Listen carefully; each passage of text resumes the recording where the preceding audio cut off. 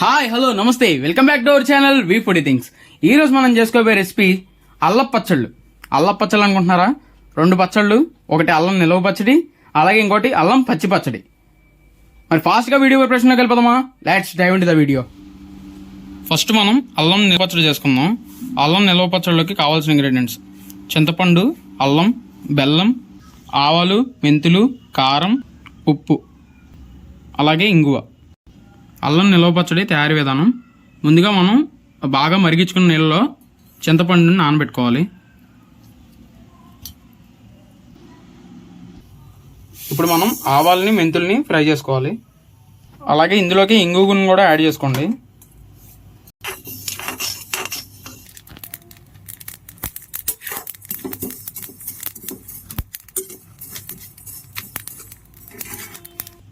ఆవాలు మెంతులు మనకు ఫ్రై అయిపోయాయి. ఇప్పుడు అదే ప్యాన్లోకి మనం ఆయిల్ యాడ్ చేసుకుని అల్లం ముక్కలను కూడా ఫ్రై చేసుకోవాలి.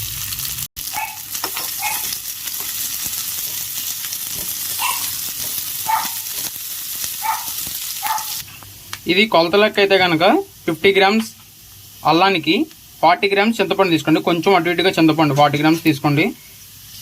బెల్లం ఒక 10 గ్రామ్స్ తీసుకోండి. అలాగే 6 స్పూన్స్ కారం, అలాగే 4 స్పూన్స్ ఉప్పు. కొంచెం కారం అనేది మీరు అడ్జస్ట్మెంట్గా చూసుకోండి. కొంచెం ఎక్కువ తక్కువ అనేది మీరు తినే దాన్ని బట్టి కారం అనేది మీరు యాడ్ చేసుకోండి. అల్లం మనకి ఫ్రై అయిపోయే లోపల ఇందాక మనం వేయించి పెట్టుకున్న మెంతులు, అలాగే ఆవాలు, ఇంగువని మిక్సీ పట్టుకోండి.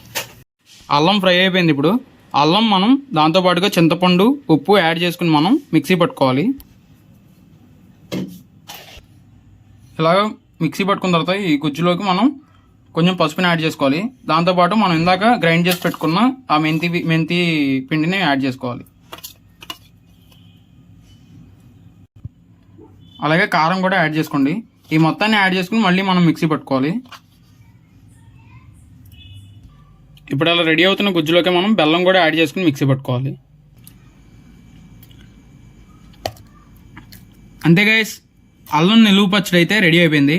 ఇది మనం గారెల్లోకి అలాగే అన్నంలో కలుపుకుందన్నా చాలా బాగుంటుంది.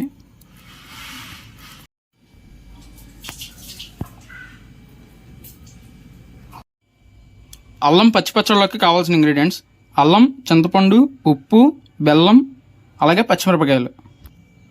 అల్లం పచ్చిపచ్చడి తయారీ విధానం: మనం ముందుగా చెప్పుకున్న ఇంగ్రీడియంట్స్ మొత్తాన్ని మిక్సీ పట్టేసుకోవాలి.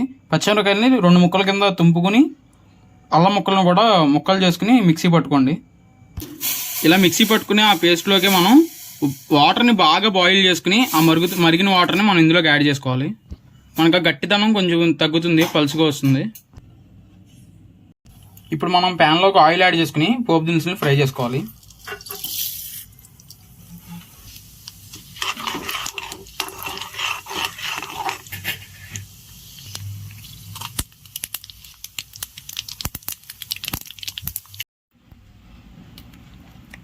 అంతే గైస్, అల్లం పచ్చి పచ్చడి కూడా రెడీ అయిపోయింది.